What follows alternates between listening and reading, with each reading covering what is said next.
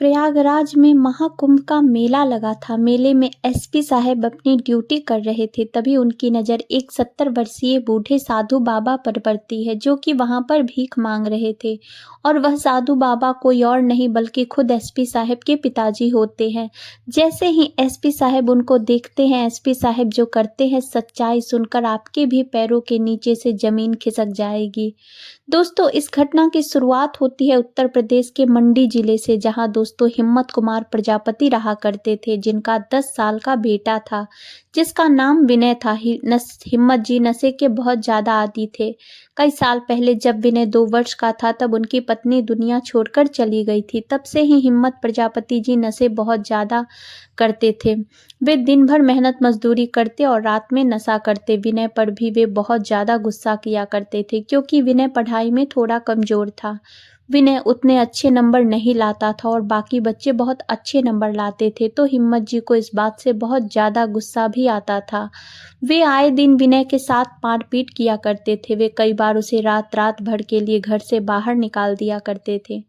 दोस्तों, धीरे धीरे समय बीतता जाता है। विनय की 10वीं की परीक्षा होती है और विनय उस परीक्षा में फेल हो जाता है। और विनय के जितने भी मित्र होते हैं, आस पड़ोस के जितने भी लोग होते हैं, वह सब बहुत बहुत अच्छे नंबर से पास हो जाते हैं।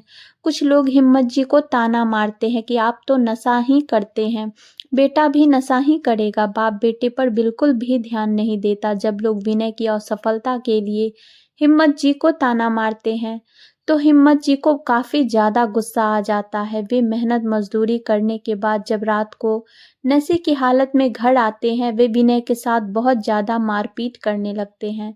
विनय पढ़ाई में कमज़ोर ज़रूर था, लेकिन वह बहुत कोशिश करता था कि वह उसके पिताजी को गुस्सा ना दिलाए। लेकिन फिर भी नशे में हिम्मत जी उसे बहुत ज़्यादा मार पीट कर घर से बाहर निकाल देते हैं और कहते हैं आज के बाद अब इस घर में विनय उसके पिताजी के इस व्यवहार से बहुत ज़्यादा परेशान हो चुका था। अब उसका डर धीरे धीरे बढ़ता जा रहा था। आए दिन मारपीट, आए दिन घर से बाहर निकाल देना, यह सब चीज़ें अब विनय को बहुत ज़्यादा तंग करने लगी थी। अब जब हिम्मत जी ने रात को विनय को घर से बाहर निकाल दिया, तो विनय यह ठान चुका था कि अब वह दोबारा एक बड़ा व्यक्ति बनकर ही इस घर में घुसेगा, वरना वह अब इस घर में कदम नहीं रखने वाला। जैसे ही हिम्मत जी विनय को घर से बाहर निकालते हैं, विनय तुरंत उस गांव को छोड़कर भाग जाता है और अगले ही ट्रेन पकड़कर अपने नज़दीकी दूसरे ज़िले में जाकर वहाँ जो अनाथ आश्रम होते हैं, उसमें रहने लगता है। कई लोग विनय से प्रश्न पूछते हैं कि तुम्हारा परिवार कहाँ है, तुम यहाँ अकेले कैसे आए?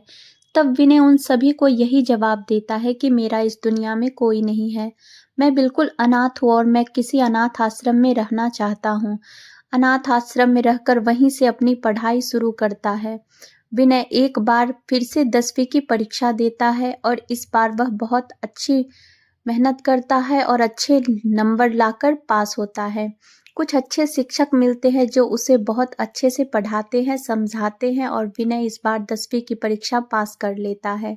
विनय के अनाथ आश्रम में एक बहुत अच्छी महिला रहा करती है, जो विनय का बहुत ध्यान रखती है और उसे बहुत समझाती है कि यदि तुम आगे चलकर अच्छे से पढ़ाई लिखाई करोगे तो तुम एक बहुत बड़े अफसर बन सकते हो।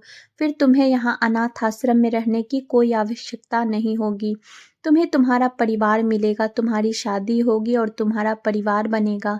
विनय के मन में बचपन से ही कुछ बहुत बड़ा अफसर बनने का सपना था और वह इसलिए घर छोड़कर भाग आया था, क्योंकि उसके पिता उसके साथ बहुत गलत व्यवहार करते थे।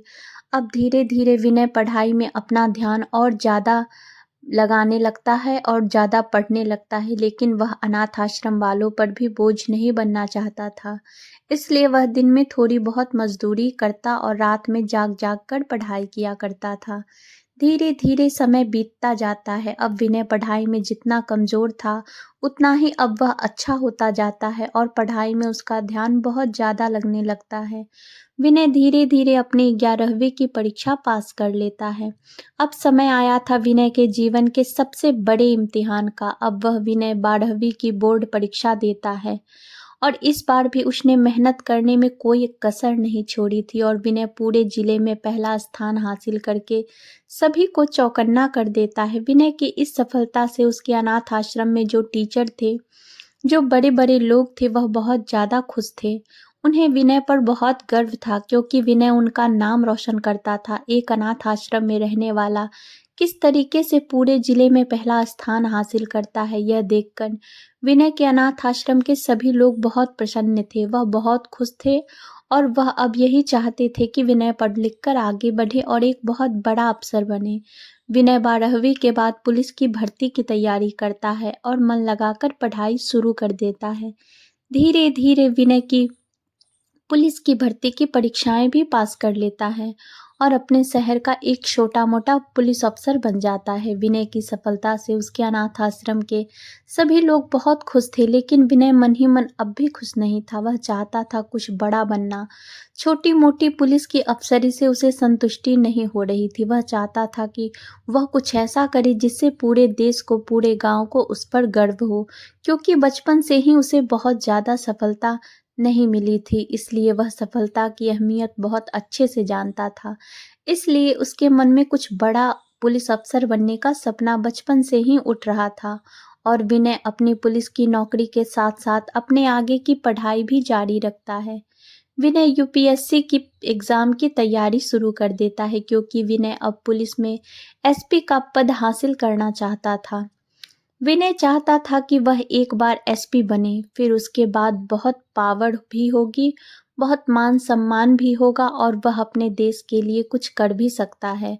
विनय दिन भर जॉब करता था और रात में अपनी यूपीएससी की पढ़ाई जारी रखता था। धीरे-धीरे समय बीतता जाता है। विनय का एक एटम पट निकल जाता है, वह परीक्षा क्लियर नहीं कर सकता। दूसरा एटम पट भी निकल जाता है, उसमें भी उसकी परीक्षा क्लियर नहीं होती। लेकिन तीसरे में विनय बहुत मेहनत कर के दिन रात एक कर देता है और आखिरकार तीसरे अटेम्प्ट में विनय अपनी यूपीएससी की परीक्षा बहुत ही अच्छे नंबरों के साथ निकाल लेता है। और अब समय आया था विनय के इंटरव्यू का। विनय इंटरव्यू भी बहुत मेहनत से पास कर लेता है। कुछ समय विनय की ट्रेनिंग चलती है। कुछ महीने बाद विनय को अपनी पोस्टिंग मिल जाती है। विनय अपने एसपी के पद पर काम कर बहुत खुश था। उसके अनाथ आश्रम के लोग भी उस पर बहुत गर्व करते थे। पूरे गांव को विनय पर बहुत गर्व महसूस होता था।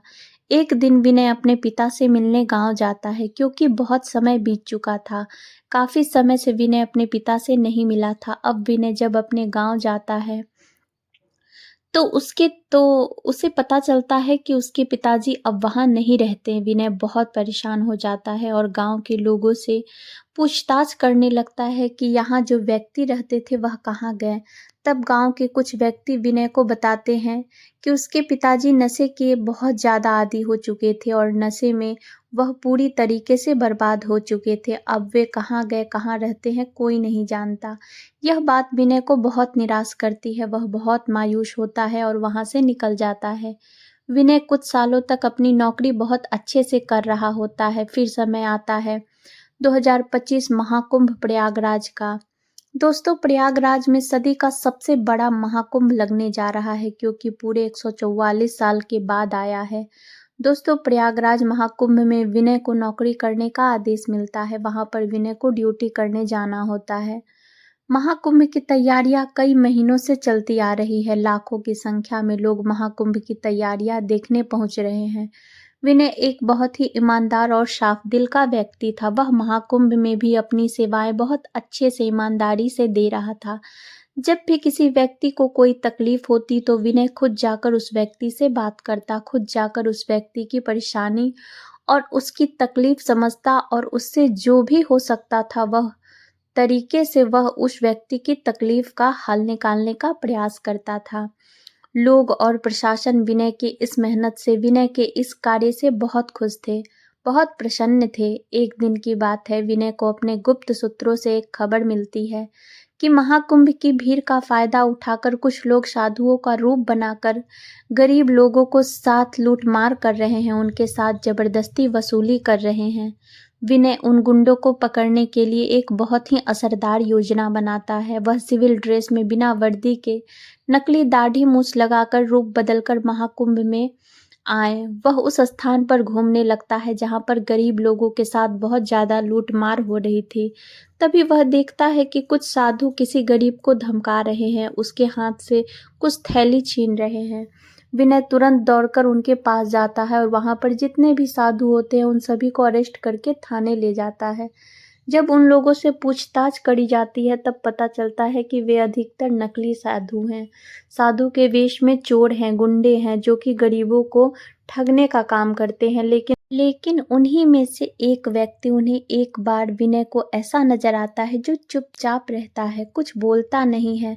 जब विनय उस व्यक्ति से पूछताछ करने जाता है तब भी वह व्यक्ति कुछ नहीं बोलता। तब विनय उस व्यक्ति के साथ थोड़ी सख्ती से पेश आता है और चिल्लाकर पूछता है, आप क्यों लूटमार कर रहे हैं? तब वह व्यक्ति बोलता है, हम कोई लूटमार नहीं कर रहे हैं, हम तो असली साधु हैं, हम बैठकर भिक्षा मांग रहे थे और कुछ नहीं कर रहे थे। तब विनय उन साधु का झोला चेक करता है। तभी उनमें से विनय को उस साधु का आधार कार्ड मिल जाता है और आधार कार्ड पर नाम लिखा होता है हिम्मत सिंह प्रजापति। विनय वहां आधार कार्ड देखकर हैरान हो जाता है क्योंकि वह आधार कार्ड और किसी का नहीं बल्कि उन्हीं के पिता का था जो कि अब उस गांव में उसे मिल नहीं रहे थे। विनय उनसे पूछता है, यह आधार कार्ड किसका है, आप इसे पहचानते हैं? तो वह साधु कहता है, यह मेरा ही आधार कार्ड है। विनय ध्यान से उन साधु महाराज को देखने लगता है। वह उन साधु महाराज की दाढ़ी और उनके बाल हटवाकर जब चेक करता है तो विनय हैरान हो जाता है। पैरों के नीचे से जमीन खिसक जाती है क्योंकि वह व्यक्ति कोई और नहीं था, वह व्यक्ति हिम्मत सिंह जी थे जो कि विनय के पिता हैं। विनय उनसे कहता है, पिताजी आप इस हालत में कैसे? आपने मुझे पहचाना नहीं? लेकिन हिम्मत जी अभी भी इस स्थिति में नहीं थे कि वह विनय को पहचान सके। उनकी उम्र भी बहुत ज़्यादा हो चुकी थी और विनय अब बहुत बड़ा हो चुका था, इसलिए हिम्मत जी उसे पहचान नहीं पा रहे थे। लेकिन विनय हिम्मत जी को बहुत सारी बातें याद दिलाता है, बहुत सारी चीज़ बताता है और हिम्मत जी को दवाई देता है। उसकी दाढ़ी कटवाता है, बाल कटवाता है, उन्हें एक सही रूप में लेकर आता है। तब हिम्मत जी समझने की हालत में आते हैं और विनय को पहचान पाते हैं। तब हिम्मत जी विनय से माफ़ी मांगते हैं कि मुझे क्षमा कर देना, मैंने उस दिन तुम्हें घर से बाहर निकाल दिया था। लेकिन विनय उन्हें कुछ नहीं कहता, वह उन्हें हंसते हंसते क्षमा कर देता है और कहता है, यदि आप मुझे उस दिन घर से नहीं निकालते तो शायद आज मैं यहाँ नहीं पहुँच पाता। विनय उन्हें पूरी कहानी बताता है, उसके घर से निकलने के बाद कहाँ अपनी ज़िंदगी बिताई, कैसे-कैसे उसने क्या-क्या किया और आज वह इतने बड़े पद पर कैसे आया है। तब विनय हिम्मत जी से पूछता है कि आपकी यह हालत कैसे हुई? तब हिम्मत जी विनय को बताते हैं कि मैंने नशे का साथ नहीं छोड़ा, तुम्हारे जाने के बाद भी मैं और ज़्यादा नशा करने लगा। तुम्हारी और तुम्हारी माँ की याद में मैं बहुत ज़्यादा नशा करने लगा। तुम्हें जब मैंने घर से निकाला उसके बाद मुझे पता चला कि तुम मेरे लिए कितने अनमोल थे, तुम मेरे लिए कितने कीमती थे।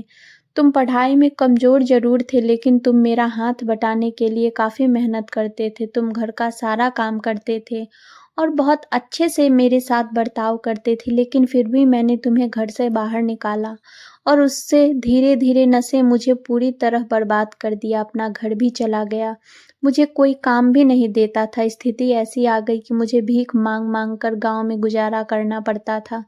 जैसे ही मुझे पता चला कि प्रयागराज में महाकुंभ लगने जा रहा है, मैं अपना झोला उठाकर ट्रेन पकड़कर बिना टिकट के प्रयागराज आ गया। ट्रेन में से भी मुझे 2 बार टीटी ने उतार दिया था। मैं 3-4 ट्रेन बदलकर यहाँ तक पहुँचा हूँ और पिछले कुछ दिनों से इसी में भीख मांगकर अपना गुज़ारा कर रहा हूँ। अब विनय हिम्मत जी से कहता है, अब आपको परेशान होने की कोई आवश्यकता नहीं है। विनय हिम्मत जी को अपने साथ अपने सरकारी घर में ले जाता है और हिम्मत जी को बहुत खुश रखने लगता है। हिम्मत जी को भी अपनी गलती का एहसास होने लगता था क्योंकि उनका वह नालायक बेटा जो बचपन में बिल्कुल पढ़ाई नहीं करता था, वह आज एक बहुत बड़े अफसर के पद पर बैठा था। एसपी का पद, उसके अंडर में कई सारे पुलिस वाले आते हैं। हिम्मत जी अपने बेटे की तरक्की से, अपने बेटे की सफलता से बहुत खुश थे। इधर विनय जितने भी साधुओं को पकड़ कर लाता है उनमें से वह पहचान करता है, जो जो असली होते हैं उन्हें वह छोड़ देता है। लेकिन कुछ लोग साधु का रूप बनाकर जो गरीबों के साथ ठगी कर रहे थे, लूट मार कर रहे थे, उन सभी को विनय जेल में डलवा देता है और आगे अपनी ड्यूटी मन लगाकर करता है और जितना हो सकता है गरीबों की सहायता करने की कोशिश करता है, प्रयास करता है।